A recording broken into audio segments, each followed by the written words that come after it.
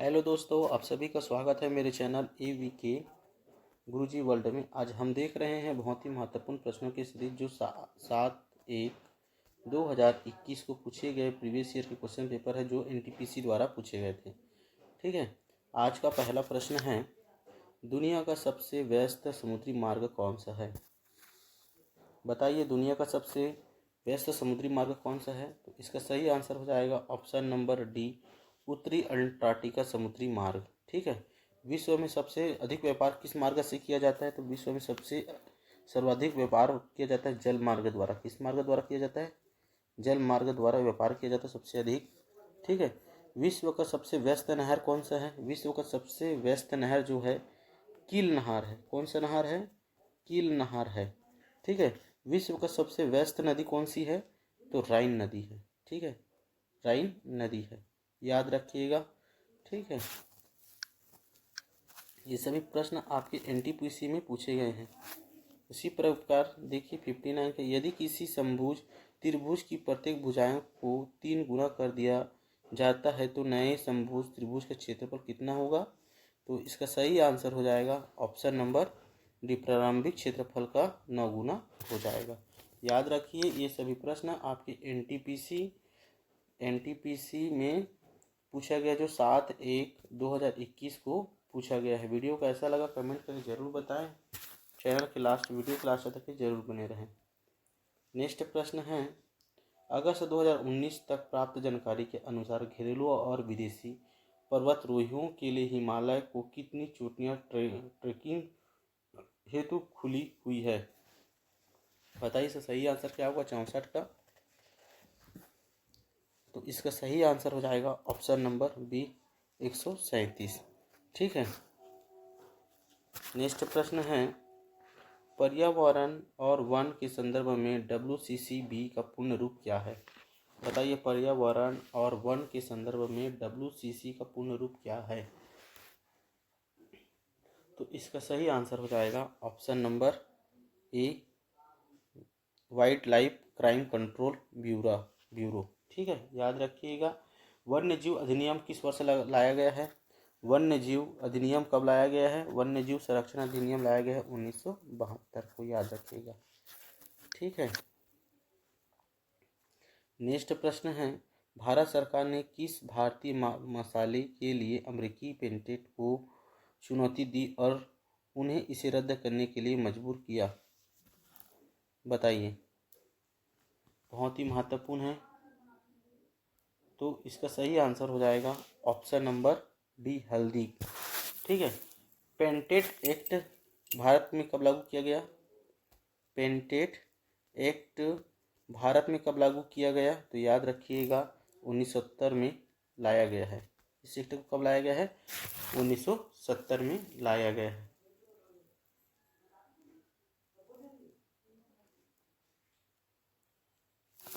और याद रखिएगा, भारत में बौद्धिक संपदा कार्यालय कहाँ स्थित है? भारत में बौद्धिक संपदा का कार्यालय कहाँ स्थित है? बौद्धिक संपदा का कार्यालय कहाँ स्थित है? तो याद रखिएगा, नई दिल्ली में है। ठीक है, प्रतिदिन प्रीवियस ईयर के क्वेश्चन पेपर वीडियो पाने के लिए आप हमारे चैनल को जरूर सब्सक्राइब करें, लाइक करें। ठीक है, पेटेंट कानून को कब संशोधित किया गया है? बताइए, पेटेंट कानून को भारत में कब संशोधन किया गया है? तो याद रखिएगा 2005 में। ठीक है, नेक्स्ट प्रश्न है, 2011 की जनगणना के अनुसार किस राज्य में भारत का सबसे अधिक आबादी वाला राज्य है? बताइए, 2011 की जनगणना के अनुसार भारत के किस राज्य में अधिक आबादी वाला राज्य है बना है? तो याद रखिएगा option number B, Uttar Pradesh. ठीक है, और दूसरी सबसे अधिक आबादी वाला राज्य कौन सा है? दूसरी सबसे सर्वाधिक आबादी वाला राज्य है महाराष्ट्र। कौन सा है? महाराष्ट्र है। ठीक है, और सबसे कम आबादी वाला राज्य कौन सा है? 2011 के अनुसार सबसे कम आबादी वाला राज्य कौन सा है? तो याद रखिएगा, सबसे कम आबादी वाला राज्य जो है सिक्किम है। कौन सा है? सिक्किम है। ठीक है, 2011 की जनगणना के अनुसार सबसे सर्वाधिक लिंग अनुपात वाला राज्य कौन सा है? सर्वाधिक लिंग अनुपात वाला राज्य, लिंग अनुपात वाला राज्य कौन सा है? तो याद रखिएगा 2011 के अनुसार सर्वाधिक लिंग अनुपात वाला राज्य जो है केरल है। ठीक है, याद रखिएगा। ठीक है, 2011 की जनगणना के अनुसार सबसे अधिक घनत्व वाला राज्य कौन सा है? तो सबसे अधिक घनत्व वाला राज्य जो है बिहार है। ठीक है, अब मैं बोलते जा रहा हूँ, आप लिखते जाइए, नोट करते जाइएगा। ठीक है, 2011 की जनगणना के अनुसार सबसे कम लिंग अनुपात वाला राज्य कौन सा है? तो याद रखिएगा कम लिंग अनुपात वाला राज्य है हरियाणा। हरियाणा है। ठीक है, कितना है लिंग अनुपात वहाँ? तो 879 है। और केरल का कितना था? सर्वाधिक कितना था केरल का? तो 900 समथिंग था। ठीक है, नेक्स्ट प्रश्न है, भारत ने 2017 में विवादित किन दो देशों के बीच संबंध में बीजिंग के खिलाफ विरोध के बाद पहले बेल्ट एंड रोड फोरम का बहिष्कार किया? तो इसका सही आंसर हो जाएगा ऑप्शन नंबर ए, चीन पाकिस्तान आर्थिक गलियारा। ठीक है, नेक्स्ट प्रश्न है, निम्नलिखित में से कौन सा कार्बन का एक अपरूप है? इन चारों में से कार्बन का एक अपरूप कौन सा है? तो इसका सही आंसर हो जाएगा ऑप्शन नंबर डी, हीरा जो है कार्बन का अपरूप है। और हीरा की संरचना कैसी होती है? हीरा की जो संरचना होती है कैसी होती है? तो चतुफलिक होती है। ठीक है, चतुष्फलिकी होती है। ठीक है, याद रखिए इसकी संरचना कैसी होती है हीरा की? तो चतुष्फलकी होती है। इसकी अपवर्तनांक कितनी होती है? हीरा का अपवर्तनांक कितना होता है? 2.42 होता है अपवर्तनांक। ठीक है, और क्या होता है हीरा जो है कठोर पदार्थ का बना होता है, कठोर पदार्थ का बना होता है, याद रखिएगा। ठीक है, उसी प्रकार याद रखिए जिप्सम का सूत्र क्या होता है? तो जिप्सम का सूत्र मैं लिख देता हूँ, CaSO4 2H4O होता है। ठीक है, याद रखिएगा, बहुत ही महत्वपूर्ण है ये सब प्रश्न आपके लिए।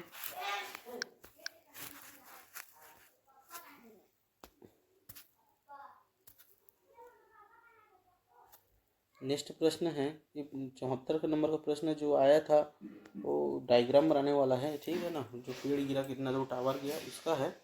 नेक्स्ट प्रश्न, निम्नलिखित में से क्या कंप्यूटर का एक घटक नहीं है? इनमें से तो इसका सही आंसर हो जाएगा कंप्यूटर का घटक कौन सा नहीं है? तो ऑप्शन नंबर डी, कागज जो है कंप्यूटर का घटक नहीं है।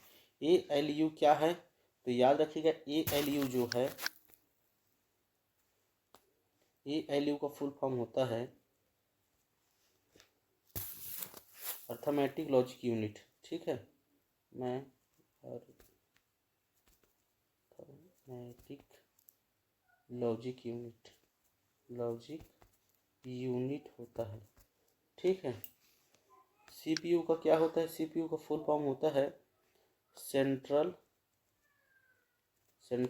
प्रोसेसिंग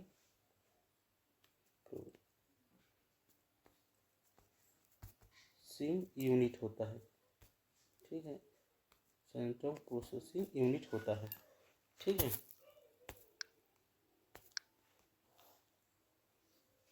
वीडियो अगर अच्छा लगे तो चैनल को जरूर सब्सक्राइब करें प्रतिदिन previous year question paper video पाने के लिए। ठीक है, इसके बाद आपको ग्रुप डी का previous year question paper video मिलना प्रारंभ हो जाएगा। नेक्स्ट प्रश्न है, केंद्र और राज्य सरकार द्वारा किस वाटरशेड विकास और प्रबंधन कार्यक्रम को लागू किया जा रहा है? तो इसका सही आंसर हो जाएगा ऑप्शन नंबर बी, हरियाली। ठीक है, ये सभी प्रश्न आए हुए प्रश्न हैं, यही प्रश्न आपको फिर से देखने को मिलेंगे। नेक्स्ट प्रश्न है 77 है, द्वितीय विश्व युद्ध से प्रभावित देशों में बच्चों और माताओं को आपातकालीन भोजन और स्वास्थ्य देखभाल प्रदान करने के लिए संयुक्त राष्ट्र द्वारा कौन सी एजेंसी बनाई गई थी? तो इसका सही आंसर हो जाएगा option number A, UNICEF. UNICEF का स्थापना कब हुआ है? तो यूनिसेफ का स्थापना हुआ है, याद रखिएगा 11 दिसंबर 1946 को। कब हुआ है? 11 दिसंबर 1946 को यूनिसेफ का स्थापना हुआ है। यूनिसेफ का मुख्यालय कहाँ है? तो याद रखें, यूनिसेफ का जो मुख्यालय है न्यूयॉर्क में स्थित है। कहाँ है? न्यूयॉर्क में स्थित है। ठीक है। यूनिसेफ में कब से देश, इनमें शामिल देश कब से प्रारंभ हुआ, शामिल कब हुए देश, अन्य सभी देश कब शामिल हुए यूनिसेफ में? तो 1992 से प्रारंभ हुआ है। ठीक है।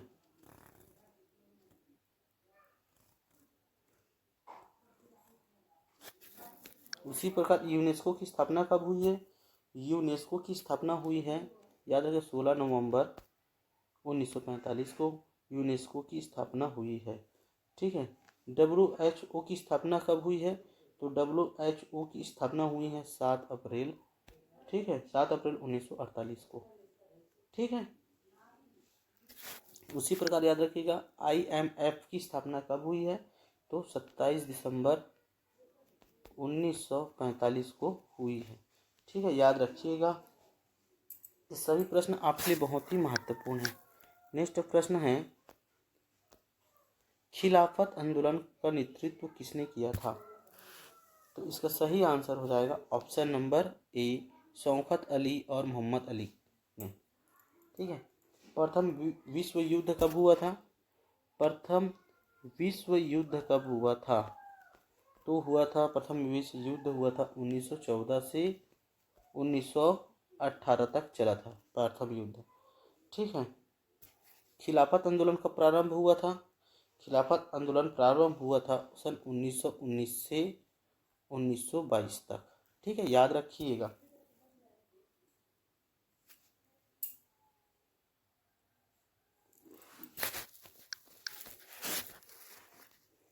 नेक्स्ट प्रश्न है 81 है, 2019 की GDP रैंकिंग के अनुसार अर्थव्यवस्था के आकार के संदर्भ में भारत के रैंक क्या थी? तो इसका सही आंसर हो जाएगा ऑप्शन नंबर बी, 5वीं थी। ठीक है। ये सभी प्रश्न आपके NTPC में पूछे गए प्रश्न हैं। प्रतिदिन आप NTPC के प्रीवियस ईयर को वीडियो पाने के लिए आप हमारे चैनल को जरूर सब्सक्राइब करें। इसके बाद आपको जस्ट ग्रुप डी के एग्ज़ाम प्रारंभ होंगे, उसमें आपको ग्रुप डी के previous year question paper video मिलना प्रारंभ हो जाएगा। ठीक है। वीडियो में नया हो तो चैनल को जरूर सब्सक्राइब करें। 1922 में गांधी जी द्वारा असहयोग आंदोलन स्थगित करने के मुख्य कारण क्या था? तो इसका सही आंसर हो जाएगा option number A, Uttar Pradesh में चौरी चौरा पुलिस स्टेशन में उग्र भीड़ द्वारा आग लगा दी गई थी, इस कारण। ठीक है। और याद रखिएगा, चौरी चौरा अग्निकांड में कितने पुलिसकर्मी मारे गए थे? तो चौरी चौरा पुलिस हत्याकांड में 22 पुलिस मारे गए थे। ठीक है, याद रखिएगा। आज के लिए इतना ही, कल फिर मिलेंगे। वीडियो अगर अच्छा लगे तो चैनल को जरूर सब्सक्राइब करें, लाइक करना ना भूलें, वीडियो को जरूर शेयर करें, कमेंट करके अपना राय जरूर बताएं वीडियो कैसा लगा। आज के लिए इतना ही, धन्यवाद।